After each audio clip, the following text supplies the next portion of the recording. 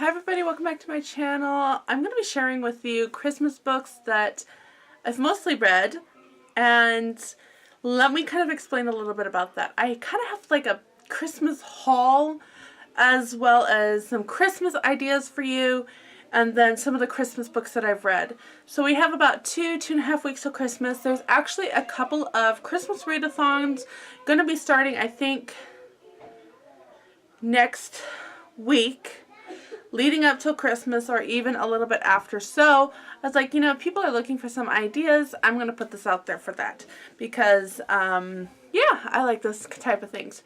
So some of these are going to be for those read-a-thons.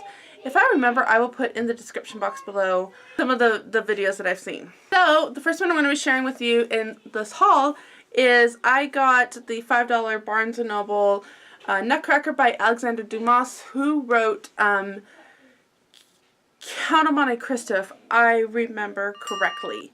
Honestly, like, I have been trying to find this copy.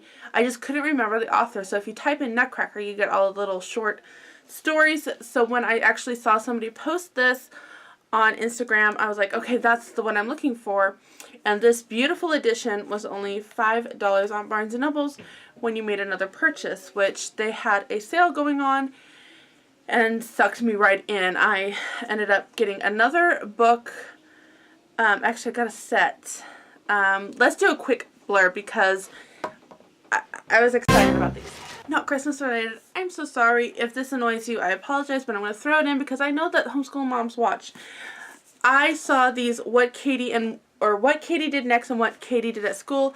I have What Katie Did. I don't have the other two. And when I saw these covers and I saw the publisher, I wasn't too sure because the reprints on these are terrible. But these ones are really, really good. So these are what the covers look like. I'm trying to get... There you go.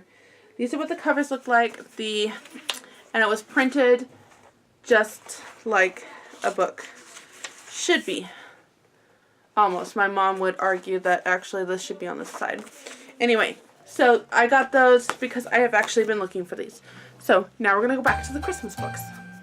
Okay, another one that I have on my shelf and that I think is a classic if you're going for the classics thing.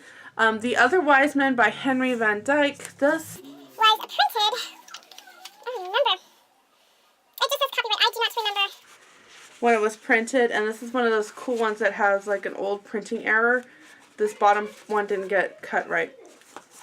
Anyway, it's basically the story of the three wise men told in a classic tale. Alright, so we finished this one last night. This is A True Gift by Patricia McClellan. This was one that I picked up for Christmas, and we read it yesterday, and it's just a sweet tale about a brother and sister that goes to grandmother's farm, and they see a white cow, and the cow is lonely, and so they end up kind of rewriting Christmas, and it's just one of those sweet tales. The sister does have a little bit of an attitude, but she gets over it and she adjusts it, and in her way she admits she was wrong. So it's written by the gal that wrote Sarah Plain and Tall, and it's a classic treasure. My kids really enjoyed it. And another book that I picked up for our Christmas shelf this year was The Boy Called Christmas. I've heard so many things about this. I can't tell you anything about it, but it does have to do with Santa Claus. So if that's a problem for your family, I understand. I'm giving the heads up. I've heard really good things about it, and this is one that we're looking forward to reading along with Nutcracker. And my daughters are in the Nutcracker this year. It's one of the reasons why we're having a crazy time right now. I'm actually about ready to head out to take the girls to their ballet practice. But this is a young girl that's wanting to be Clara for so long, and then she gets the part, but then things start happening like they do in the Nutcracker. And so I don't think it has anything to do with the Nutcracker in the Four Realms movie that just came out. I don't think it has anything to do with that. But it just sounded like a really fun story that I knew my daughter would enjoy. One that you all have recommended so much was The Christmas Doll, and I actually have a copy on the way because I started reading it and was like, you know what, I know I'm going to love this, I'm just going to get it, and this has to go back to the library. But they're two sisters that need a family. There's a family that wants some children, and then there's the doll that kind of intertwines everybody in it. And so that's what this story is about. It's kind of one of those sweet tales, and just from the little bit that we got read, I knew that this would be one I would want to read over and over again. Kind of like The Quiet Little Woman by Louisa May Alcott. It just has that feel to it. So I have this one on the way, and we did start it, but it won't get finished before I have to take this back, and I picked up a secondhand copy off of Thrift Books. I made a blog post with several of these books in it, and it's going to be linked down below. But those mainly, I think, are the children ones. I'm going to get into the adult ones now. So I read Mr. Dickens and His Carol, and I absolutely gave it 5 stars. It was phenomenal. It was brilliant. This is her debut novel, Samantha Silva, and she did a great job in capturing Dickens, making these funny little things in here that you're like, and now I can see where that came from in Dickens, but I had to keep reminding myself, like, this is fiction. It's inspired by true events, but it didn't actually happen that way. So she did a great job in making it believable. Sometimes Dickens kind of runs into someone that you're like, and that's that character, and that's that character, and he talks a little bit about his books, and it's really great, and it kind of, the story just basically shows how the Christmas Carol came about and how Mr. Dickens created Scrooge. And so this was really great. I don't remember anything in here that any Christians would object to, except we do know with A Christmas Carol there are ghosts in here, and there are the ghosts in here because one of the traditions that the Victorian times had was to tell ghost stories at Christmas time, which is going to lead up to the next book that I want to share with you. Kind of keeping along with Dickens, I picked up The Ghost of New Shelton by Chautona Havig. That is how to pronounce the name. I happen to know this. She's my mother. Had heard it all my life. So this one is about a nephew that in order to inherit has to live in this house, this manor. He has plasmophobia, which is a fear of ghosts. And one of the things that his uncle outlined in the will is that in order for all this to happen, he had to write a ghost story.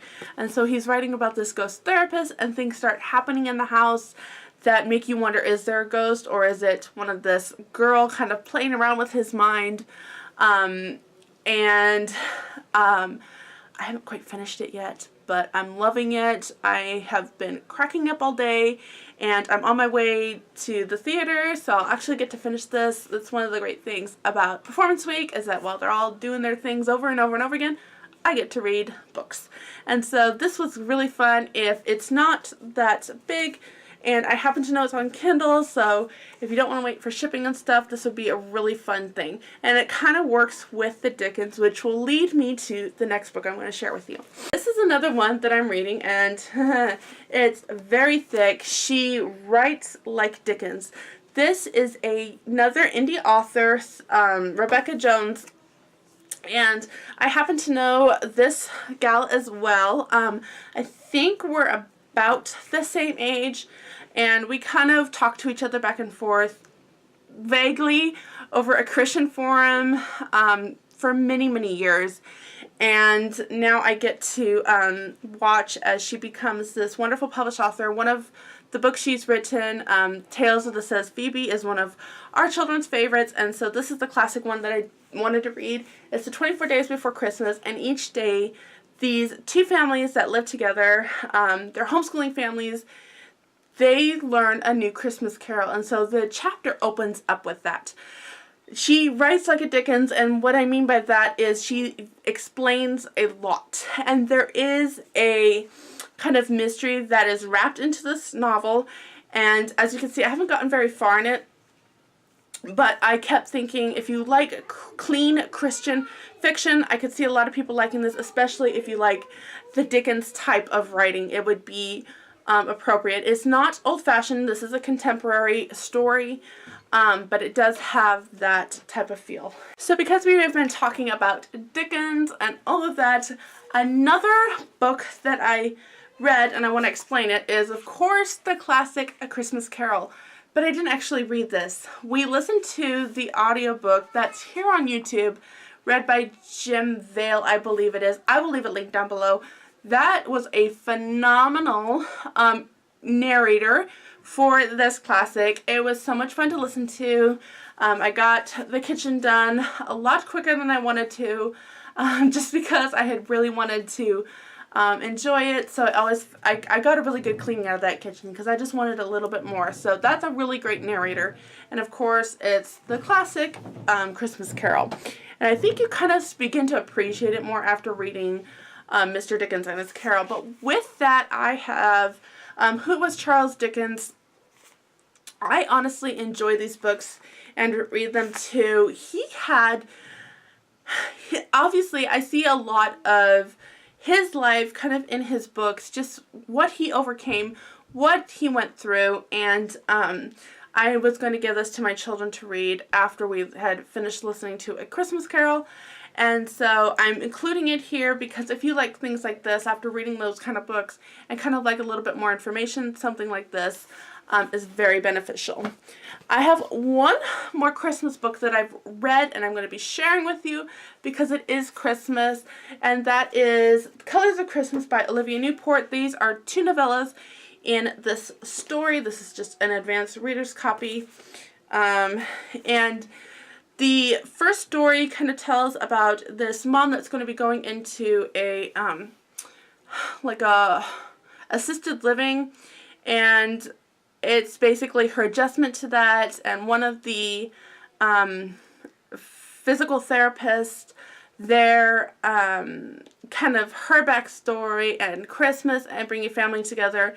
And it was a little difficult. I really liked they putting assisted living, nursing homes in a positive light rather than just negative. I really did appreciate that. And even some of the stalker stories with the physical therapist, honestly, I have to say that if I hadn't had some dear friends go through that, I probably would have thought it far-fetched until this past couple of years when I've had, again, some really dear friends go through stuff very similar to that. So I'm starting to realize like how real it can be. And because of that, Olivia Newport did a really good job piecing it together. And then the second story was about a young girl, or not young girl, a middle-aged woman getting over the death of her really good friend. The really good friend puts like this big thing on in the town. Angela, I'm sorry, not Laura, it's Angela. Angela, it doesn't want anything to do with this. She's still grieving, and literally everything falls apart. Carol was the other girl's name. I'm just like, Angel's Carol. I mean, it was total name play on there for this Christmas story. But Carol, the lady that passed away, had everything set up, and then as Angela goes through and tries to kind of bring it all together, things just start crumbling, and so she basically has to come up with a way to save the town Christmas production sort of thing. So 51. Okay, I'm on my way. So that's gonna be it for this one, and I have kids that are like, Mom, it's time to go, Mom. So I'm gonna wrap this up here. I hope this video is helpful for some of you out there kind of just looking for some Christmas stories. Thank you for watching. Again, if you like this video, give me a thumbs up. Please leave a comment down below if you want to read any of these. I would love to hear what you have to say. Chat it down there in the comments. I do get back to them. It's been a little bit slow this past couple of weeks. It's been crazy, but I will get back to you. And if you're new to my channel, please subscribe. I would love to see more of you, and especially when I share these book hauls and reviews and things with you, you kind of leave some great suggestions in the comment section down below. So go ahead and do that. I will see you next time, and until then, have another cup of coffee, hot chocolate, some cinnamon, maybe a little bit of peppermint, and read another chapter. I will see you next time. Bye!